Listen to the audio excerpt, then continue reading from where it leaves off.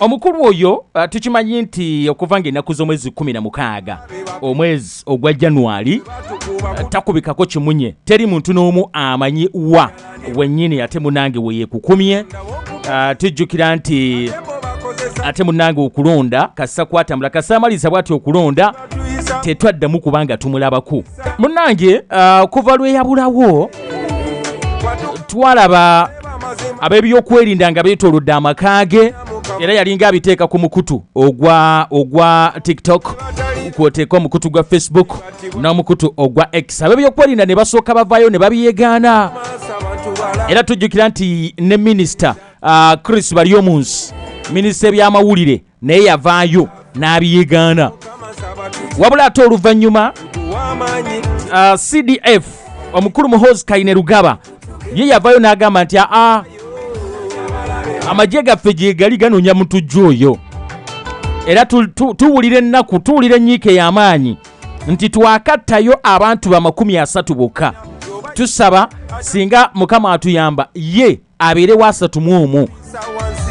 Teyakoma awo n'agamba nti awulira yeetaaga amusaleko obuntu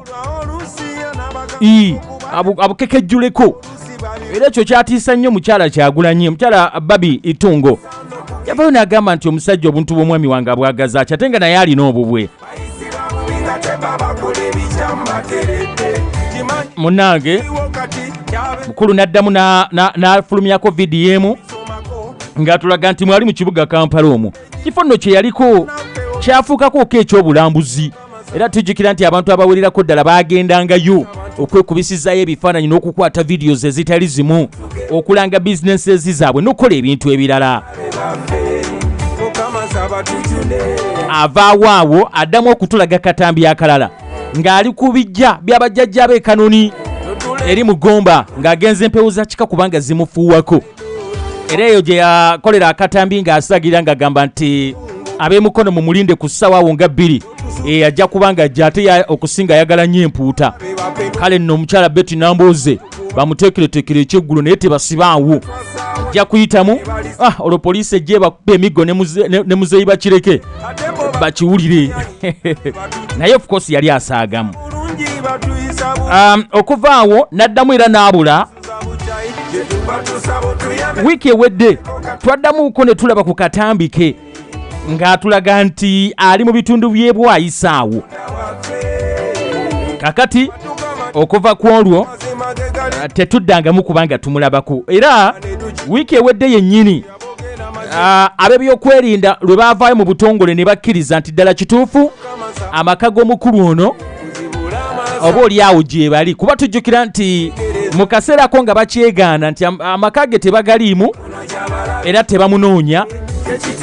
Ate omukyala Barbara Itungo Kyagulanyi oba Babi we yatutegeereza nti agasajja gaamenya ne gamuyingirira ne gamukola buli kya buswavu. Era gye byaggwera nga bw'atyo yaddusiddwa ne mu ddwaliro. Bannayuganda no bangi bavayo ne baga nti abo bazannyi ba firimu bye boogera bya bulimba tekuli kituufu n'ekimu. Nga bannayuganda bakyakubagana empawa ku nsonga eyo. CDF mwennyini omukulu Muhoozi Kainerugaba avaayo ajja afulumya akatambi akaali kalaga nti ddala kituufu abasajja b'ebyokwerinda baali mu maka aga Bobi Wine era baayingira mu nju. Kakati byonna bitambula. Mukazi wattu bamutwala mu ddwaliro. Amasimu baatugamba baagatwala era tetuddangamu kumulabako. Okuva ku olwo waliwo allegation zaawo nti oba oli awo yali ateekateeka nayo kuba nti afuluma mu ggwanga. Ebbanga litambula tetumanyi Kyagulanyi wa gy'ali. Ab'ebyokwerinda mukulu Lusoke Kituuma atutegeeza wiiki ewedde nti amaka ga Kyagulanyi kituufu twagasalako era gye tuli. Naye ensonga lwaki gye tuli nsonga za byakwerinda ayinza okutuusibwako obuzibu. Yensonga lwaki twasalawo ne tugaa nti awaayi katugende tusobole okuba nga tubeerayo. Kitegeeza nti paka nakati ab'ebyokwerinda gye bali mu maka g'omukulu Kyagulanyi. Kugambye nti olunaku olwaliro guweze omwezi mulamba omukulu ono bukyanga ate munanga atubulaku paka nakati teri ayinza kubuulirawo watuufu waali. Mu wiikendi eno lwe twakitegedde nti abamu ku bawagizi ab'ekibiina ekya NUP amaka gaabwe gasalwako balumbibwa kumpi buli lukedde. Ab'ebyokwerinda basalako amaka g'abantu ab'enjawulo n'ensonga ey'okuba nti bababuuza Kyagulanyi wawaali.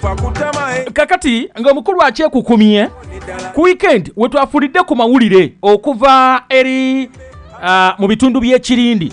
Mikwano gyange bannakayunga mbatumiddeko mwenna, bannabugerere mwenna mbatumiddeko.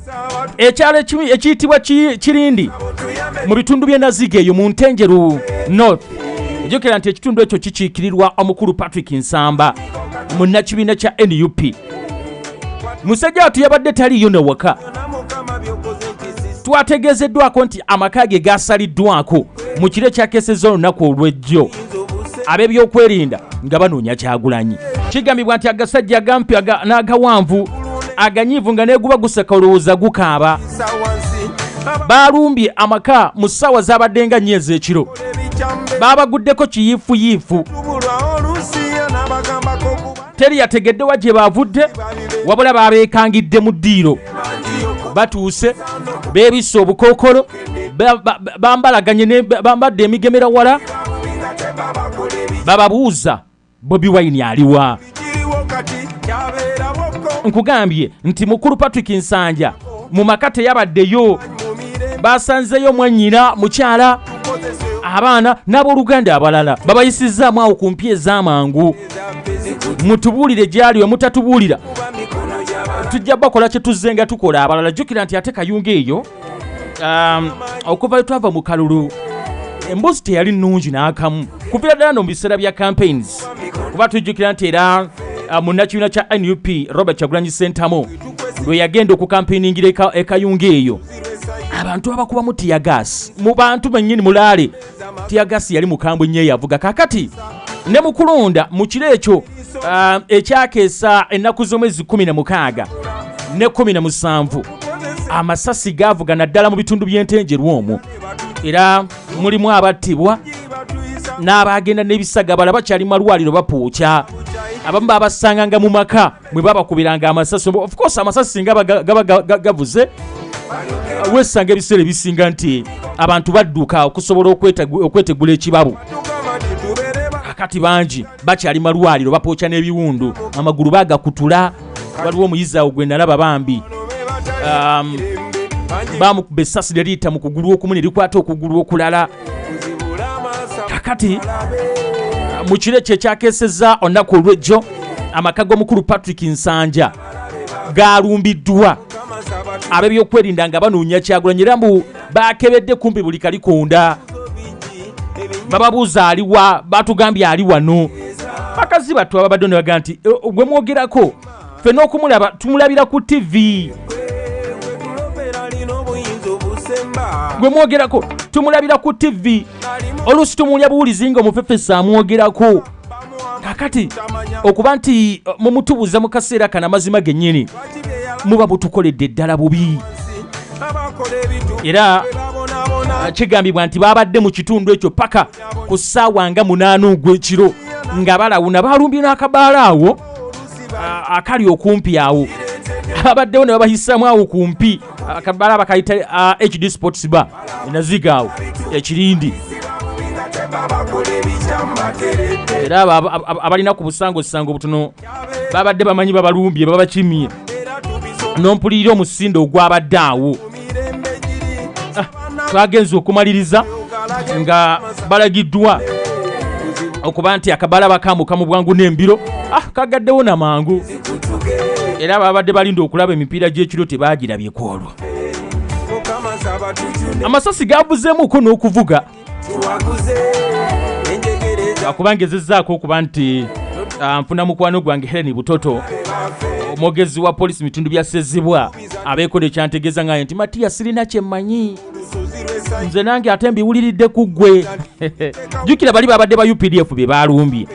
So awa poliisi yagamba nti talina kyamanyi kyonna ku byabaddewo era kuffe kwasookedde ddala okubanga ensonga zino aziwulira naye nga go amasasi gavuze abantu ab'omu maka ag'omukulu Patrick Nsamba empiza abayiseemu waliwo omukulu bamuyita Mutiyaba agamba nti awulira atya paka nakati atya okufuluma kyokka jjukira ye chairman w'ekyalo ekyekirindi eyo agamba nti n'okufuluma ewaka atya kubanga ku ebyo byazaawulira bizze bituuka ku bantu ofuluma olagawa ku byozoowulira bituuka ku bantu bababuzaawo embooka ennyooka okukamala agamba nti okuva lwe yawulidde amasasi tannavaako okuwaka chairman w'ekyalo omukulu gwe bayita Stephen Mutyaba so bye biri ku ludda olw'omukulu omwezi mulamba tetumanyiwa waali zaali ennaku z'omwezi 16 omwezi ogwa January bw'atyo ate munangiro yabulawo